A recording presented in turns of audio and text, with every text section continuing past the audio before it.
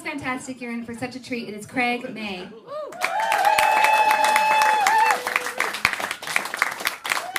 Jeepers. Thanks everyone for coming out. Yes, name's Craig. It's a pretty dumb name. Thinking about getting it legally changed to Texas. That way people will stop messing with me. I want to talk about this thing that happened at my day job. I during the day work in retail. And this thing happened where I was helping this nice lady, and there was a nice lady waiting behind her. And what the lady waiting behind her thought she would do was she would say something nice about the lady in front of her's handbag. And so she goes, "Oh, that's a really nice handbag you got there. It's really big. You can hold a lot of stuff." And to which she just turned around and goes, "Yeah, it could probably hold about 3 babies' heads." And then she just walked away. Like that wasn't the most batshit insane thing anybody's ever said before. I mean, like, when did like baby heads become like a measurement of mass and volume that was acceptable? It's not. And she could have said like anything else and it not sounded crazy. She could have been like, "Yeah, that holds about like 6 pounds of Mike and Ike's," and I'd be like, "I could see that. I like Mike and Ike's. Can I have some? Those look real good." Everybody, if you're happy and you know it, clap your hands. Everybody. Some of you aren't happy. If you're happy and you don't know it, ask a friend, and then based on what they tell you, you can gauge on whether it is you want to or not clap. If you're not happy and you know it, don't clap. Why would you? You're not happy at all. If you're not happy and you don't know it, don't ask a friend, because you're probably the type of person that likes to vent about your crappy job to them all the time. Especially on Facebook. You're the worst. Poisoning people with your negativity.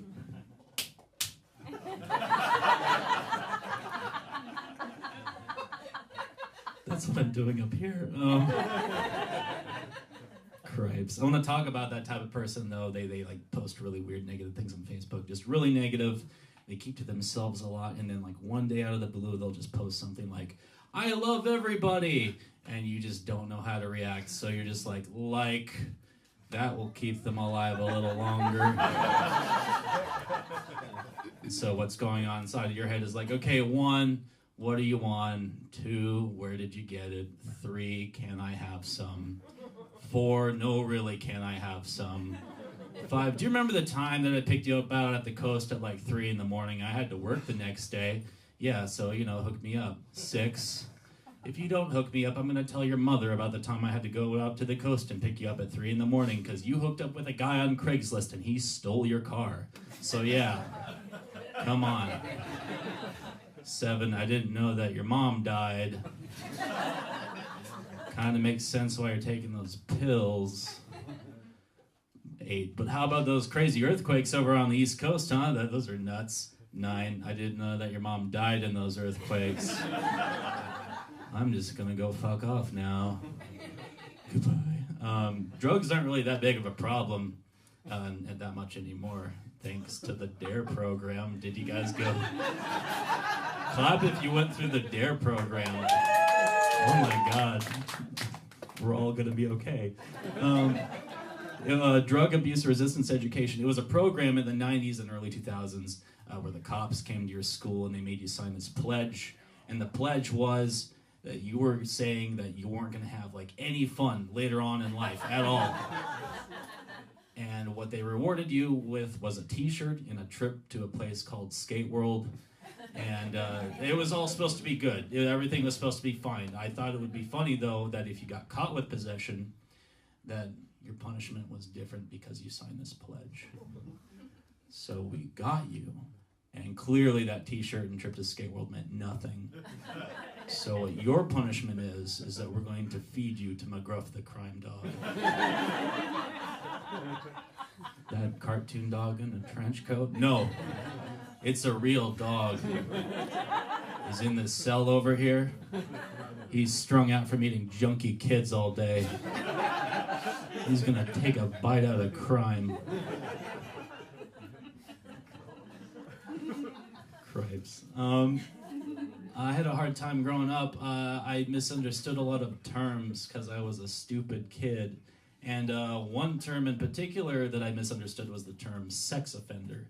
And nothing bad happened to me because of this misunderstanding. I just misunderstood it on a very literal sense. The term sex offender meant person who was so bad at sex that it was just considered offensive. And that the government made you go door to door telling people how horrible you were at sex. So that in my child mind, I believed that this reality happened, where this would happen. Knock, knock, knock. Hi, my name's Chester. I'm moving in across the street right there. I'm bound by the law to inform you that I'm terrible at sex. So bad that some might consider it offensive. A real F+ performance. Just, my parents are not proud of me at all. I'm an auto mechanic, and I noticed your Geo in your parking lot is leaking oil. Come to me for that, but not for sex. No. Here's a complimentary balloon bouquet. I made that myself. That's a nice family you got. I'm gonna go make my rounds. Goodbye.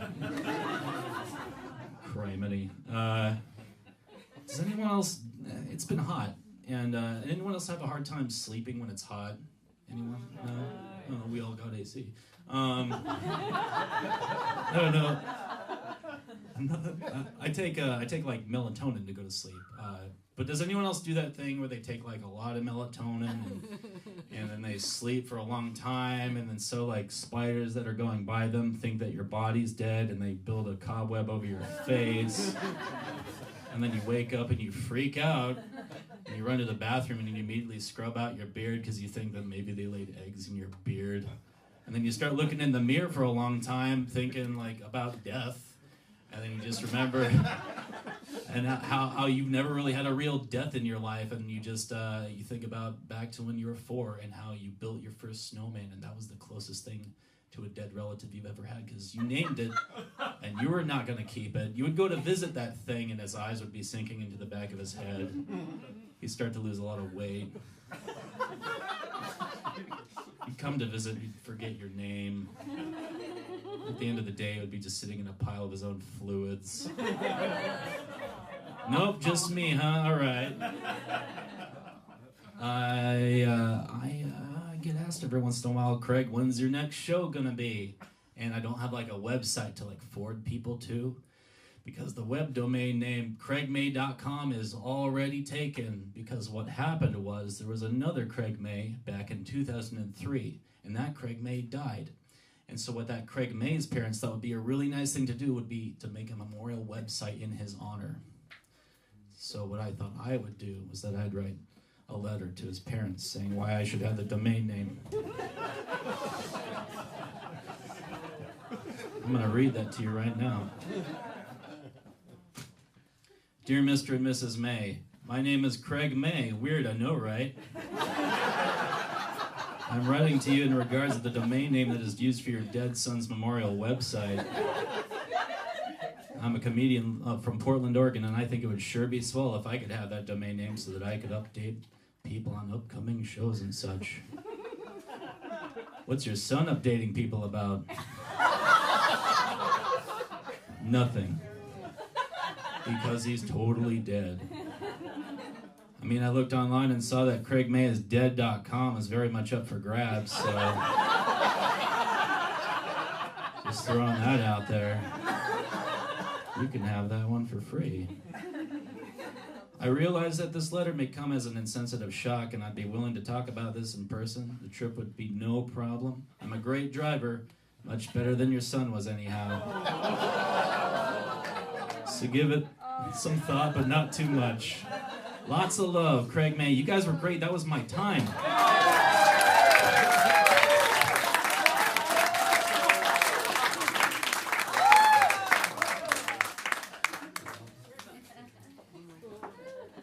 Keep it going for Craig. Yeah.